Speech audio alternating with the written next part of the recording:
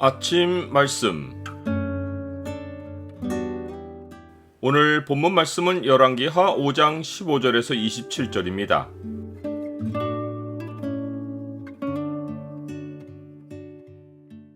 욕심을 지극히 경계하며 주님의 공급을 의뢰하라. 오늘 본문을 경고의 창으로 보면 하나님의 사역에 이익이 결부될 때 어떤 태도를 보여야 하는지가 보입니다. 경고의 창을 보여주는 구절은 5장 16절입니다. 이르되 내가 섬기는 여호와께서 살아계심을 두고 맹세하노니 내가 그 앞에서 받지 아니하리라 하였더라. 나아만이 받으라고 강권하되 그가 거절하니라. 나아만은 나병이 낫는 기적을 체험하고는 모든 군대와 함께 하나님의 사람에게로 돌아와서 그의 앞에 섰습니다. 엘리사는 나아만이 하나님의 살아계심을 생생하게 체험하였기에 사람을 의지하거나 사람에게 영광을 돌리지 않을 것을 알고 그를 만나 주었습니다. 나아만이 엘리사 앞에서 말한 첫 마디는 내가 이제 이스라엘 외에는 온 천하에 신이 없는 줄을 아나이다 라는 것입니다. 그가 이스라엘의 하나님만이 참 신이라고 하지 않고 이스라엘 외에는 온 천하에 신이 없는 줄 안다고 한 것은 이제껏 신으로 여겼던 다른 우상들이 물건덩어리고 헛것에 불과하다는 것을 인정한 것입니다. 그는 감사를 표하려고 엘리사에게 당신의 종에게서 예물을 받으소서라고 청했습니다. 그러나 엘리사는 단순하게 거절한 것이 아니라 자신이 섬기는 여호와의 살아계심을 두고 맹세하며 받지 않겠다고 단호하게 거절했습니다. 이것은 하나님의 사람이 이득을 위해 사역한다는 오해를 부를 일을 원천에서 차단한 것입니다. 사도 베드로는 양무리를 치는 사역자의 기본 자세를 언급하며 그 가운데 하나로 더러운 이득을 위해 하지 말고 기꺼이 하라고 했습니다.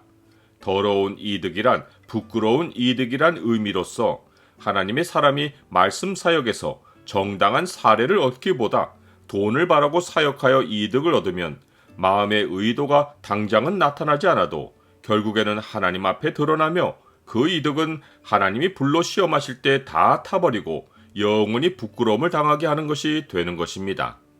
그런데 엘리사는 마음에 더러운 이득을 바라고 사역한 것이 아닌데도 하나님에 대해 전혀 알지 못하고 우상만 섬겼던 이방인 나아만에게 하나님의 사역은 결코 돈으로 보상받는 것이 아니라는 사실을 알려주려고 여호와의 살아계심으로 맹세하며 예물을 거절한 것입니다. 이에 나아만은 거절을 받아들이며 한 가지 요청을 했고 한 가지 용서를 구했습니다. 한 가지 요청이란 이 땅의 흙을 노새 2마리에 실을 만큼 자기에게 주어서 이제부터는 여호와 외에 다른 신에게 제사하지 않고 다만 여호와께 드리게 해달라는 것이었습니다. 그는 이 땅 흙을 아람에 가져가서 약속의 땅을 밟고 사는 것처럼 살고자 했고 이 흙의 일부분으로는 제단을 만들어서 이스라엘 가운데 임재해 계시는 하나님을 그 땅에 모시고 경배하고자 한 것입니다. 그런데 그가 용서를 구한 한 가지는 나의 주인이 림몬 신당에 들어가서 경배할 때 그가 내 손을 의지하니 그 신당에서 몸을 굽힐 때 여호와께서 이 일에 대하여 당신의 종을 용서하기를 원한다는 것이었습니다. 엘리사는 너는 평안히 가라고 하며 그 일을 허락했습니다. 이는 분명 나아만이 이스라엘 외에는 온 천하에 신이 없는 줄을 안다고 고백한 말을 받아들여 허용한 것이고 또 나아만에게 림몬은 더는 신이 아니라 물건덩어리이기에 그가 여호와와 우상을 겸하여 섬겨도 봐달라고 한 것이 아님을 안 것입니다. 그러나 이것은 어디까지나 나아만의 참된 고백과 그의 특수한 이방 문화 상황을 고려하여 허용한 것일 뿐 일반화할 수 없습니다. 하나님은 심장과 폐부를 살피시기에 사람의 의도를 헤아리시고 보응하시되 여호와를 알고도 우상을 숭배하는 자에게는 반드시 형벌을 내리십니다. 나는 오직 예수님만이 참 하나님이신 것을 믿습니까? 엘리사의 사환 게하시는 하나님의 사람과 정반대로 여호와께서 살아계심을 두고 맹세하며 내가 나아만을 쫓아가서 무엇이든지 그에게서 받겠다고 했습니다. 그는 더러운 이득을 쫓는 일에 하나님의 이름을 망령되이 불렀고 욕심을 채우는 일에 여호와의 사역을 이용했습니다. 거기다가 나아만에서 받아온 은과 옷을 집에 감추고 엘리사에게는 아무데도 가지 않았다고 거짓말로 둘러댔습니다. 그러나 엘리사는 하나님이 마음을 열어주셔서 이 모든 일을 마음으로 훤히 볼 수 있었습니다. 하나님의 사람은 게하시에게 지금이 어찌 예물을 받을 때냐고 하며 그를 꾸짖었고 저주를 선포했습니다. 즉 나아만의 나병이 네게 들어 네 자손에게 미쳐 영원토록 이르리라고 했습니다.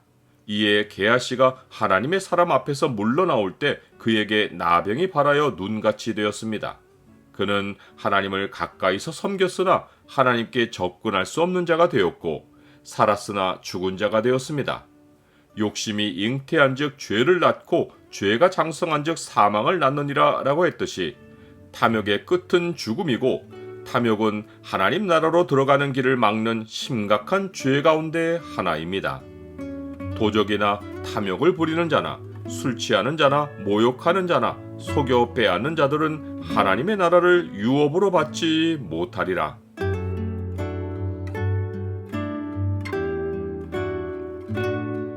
주님, 주가 맡기신 일을 기꺼이 하며 더러운 이득은 모양도 따르지 않게 하옵소서.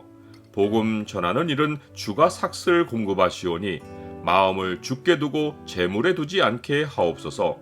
욕심을 경계하며 주의 공급을 철저히 의뢰하게 하옵소서. 예수 그리스도 이름으로 기도드립니다. 아멘.